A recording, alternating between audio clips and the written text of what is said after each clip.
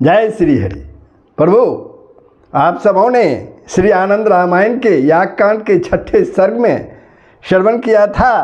अश्वमेघ जग की पूर्णाहुति, जग में दीक्षित श्री राम की दिनचर्या का वर्णन, साथ ही ये प्रसंग सुना था। अब प्रभु श्री आनंद रामायण के यागकांड का 7वां सर्ग प्रारंभ हो रहा है, जिसका प्रसंग है ध्वजारोपण व्रत का विधान। अश्वमेघ जग के मंडप में राजाओं द्वारा किए गए ध्वजारोपण का वर्णन, पंचायतन देवों के ध्वजारोपण के मास तथा तिथियां, विष्णु स्रोत का पाठ, ध्वजारोपण का महामात्म्य, ध्वजारोपण का महामात्म्य। तो ये प्रसंग आज श्रवण करेंगे। लेकिन प्रभु, आप लोगों से नम्र निवेदन है, अगर मेरे YouTube channel Sanatan Darshan with Dinesh को सब्सक्राइब नहीं किए हैं तो ज़रूर सब्सक्राइब कर देंगे, बेल आइकन को दबा देंगे, कमेंट करेंगे, लाइक करेंगे। जय श्री हरि। तो प्रसंग अब प्रारंभ होता है, आप लोग ध्यानपूर्वक इसका श्रवण करें। श्री रामचंद्र जी ने, पृथ्वी पालक श्री रामचंद्र ने सभी याजकों तथा याज्ञिक सभासदों का अत्यंत सावधानी पूर्वक यथाविधि पूजन किया। प्रभु ने शवों का पूजन किया। चैत्र मास के शुक्ल पक्ष की प्रतिपदा तिथि के दिन सभी राजाओं ने अश्वमेघीय जग मंडप में ध्वजाओं का आरोहण किया, ध्वजाओं का आरोपण किया।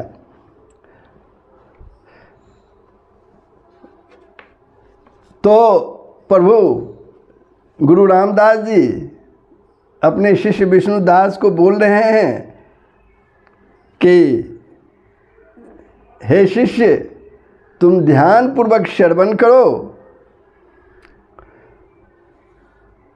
सावंतरिक ध्वजारोपण व्रत का समय उपस्थित जानकर सभी राजाओं ने उस जगभूमि में बड़ी ही प्रसन्नतापूर्वक ध्वजाओं का रोपण किया। हे द्विज, जग का अवसर न भी हो तो प्रतिवर्ष चैत्र मास के शुक्ल पक्ष की प्रतिपदा तिथि को राजाओं को भगवान विष्णु के मंदिर में जाकर ध्वजारोपण करना चाहिए, या रामनवमी के दिन, या विजयादशमी के दिन, या फिर आश्विन मास के शुक्ल पक्ष की 10वीं तिथि को, या कार्तिक मास के शुक्ल पक्ष की प्रतिपदा तिथि को ध्वजाओं का आरोपण करना चाहिए। ध्वजारोपण व्रत के इन नियत समयों का जो वर्णन है, वो वर्णन अब आगे प्रसंग में आपके सामने उपस्थित हो रहा है। जो व्यक्ति विष्णु मंदिर में ध्वजारोपण करता है, जो व्यक्ति विष्णु मंदिर में ध्वजारोपण करता है, वह ब्रह्मा आदि देवताओं के लिए भी पूज्य हो जाता है। फिर अन्यों की क्या बात है। ध्वजारोपण के समान न गंगा स्नान है, न तुलसी की सेवा है, न शिवलिंग की पूजा है। यह व्रत अत्यंत अपूर्व है, अत्यंत श्रेष्ठ है और सभी प्रकार के पातकों का विनाश करने वाला है। चैत्र मास के शुक्ल पक्ष की प्रतिपदा तिथि को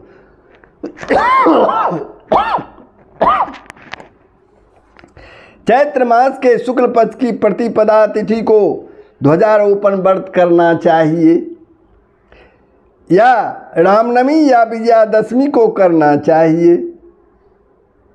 3 समय बताया है श्री आनंद रामायण में गुरु रामदास ने।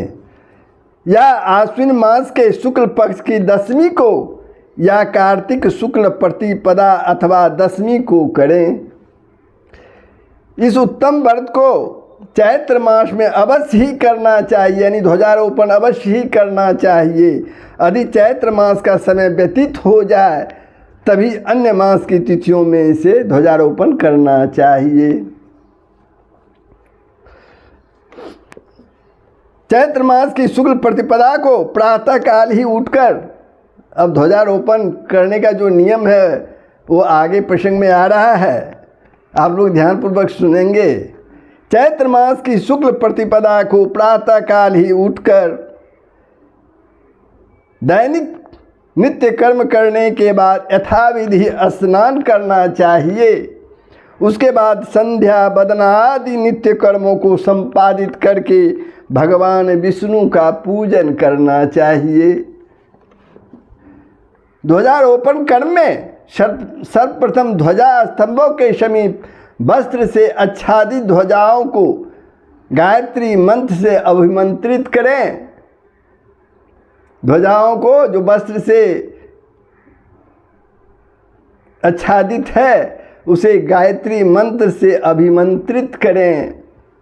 उन दो ध्वजाओं में एक में विनीता पुत्र गरुड़ जी तथा दूसरे में अंजनी नंदन हनुमान जी का चित्र अंकित रहे। हनुमान जी का चित्र उसमें अंकित रहे। उन पर सूर्य चंद्र हनुमान तथा गरुड़ का पूजन करें। उसके बाद दो कलशों में प्रतिष्ठित धाता एवं विधाता का हल्दी अक्षत दुर्वा तथा विशेष रूप से श्वेत पुष्पों से पूजन करें। उसके बाद गौचर्म के बराबर बने हुए स्थंडिल को गोबर आदि से लीप कर, उस स्थान को गोबर आदि से लीप कर पवित्र कर ले। उसके बाद उस भूमि के परिसमूहन आदि पंचभू संस्कार करके अपने गुह्य सूत्र तथा वेद शाखा में बताई गई विधि के अनुसार अग्नि की स्थापना करें। उसके बाद आधार आज्य भाग की आहुतियाँ प्रदान करें। उसके बाद घृत तथा पायस मिश्रित हवीर द्रव्य से 100 आहुतियाँ प्रदान करें। पहले 100 आहुतियाँ आपको प्रदान करना है। पहले पुरुष सूक्त के मंत्रों से आहुतियाँ दें, फिर विष्णोर्नुः इस मंत्र से आहुति प्रदान करें।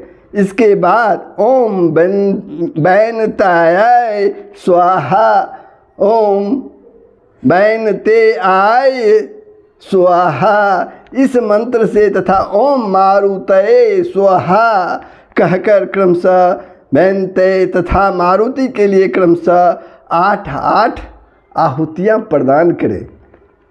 इसके बाद सोमोधेनु इस मंत्र के साथ सावधान होकर हवन करें। उसके बाद वहीं पर 100 मंत्रों तथा शांति सूक्तों का श्रद्धा भक्ति से पाठ करें। उस रात्रि में उन्हीं भगवान विष्णु के समीप पवित्रता पूर्वक रहकर रात्रि जागरण करें। इसी प्रकार से प्रतिपदा से लेकर नवमी तक 9 दिन बड़े ही समारोह पूर्वक पूजन का कार्य संपन्न करें। 9 दिनों तक भगवान नाम संकीर्तन कथा वार्ता आदि के द्वारा नवरात्र जागरण करें। उसके बाद 10वें दिन पवित्र व्रती को चाहिए कि वह उषा काल में यानी सुबह सवेरे सूर्य उदय से पहले उठ जाए, प्रातःकालीन स्नान कर तथा संध्या वादनादि कर्म करके श्रेष्ठ गंध पुष्प आदि उपचारों द्वारा पूर्व में उल्लिखित कर्म के अनुसार सभी देवताओं का पूजन करें। उसके बाद मांगलिक वाद्यों की ध्वनि के साथ अस्त्रोत्पाठ आदि करते हुए बड़े ही उत्साहपूर्वक सुंदर श्वेत पीठों के साथ ध्वजा को भगवान विष्णु के मंदिर में ले जाए और वहाँ उसका रोपण करें।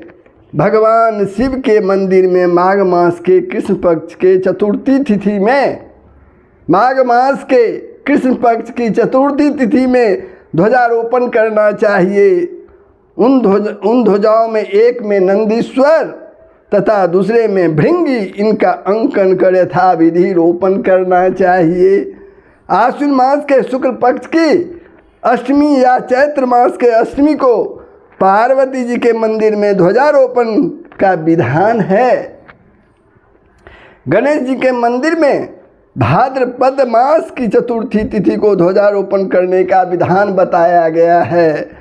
भगवान सूर्य के मंदिर में मार्गशीर्ष मास के शुक्ल पक्ष की षष्ठी तिथि को ध्वजारोपण करना चाहिए। इन पंचायतन देवों के अतिरिक्त अन्य देवताओं के लिए उनके उत्सव के दिन ध्वजारोपण करना चाहिए। भगवान विष्णु के मंदिर में चैत्र, आश्विन तथा कार्तिक, इन 3 मासों में श्री विष्णु के अतिरिक्त अन्य देवों के लिए ध्वजारोपण नहीं करना चाहिए।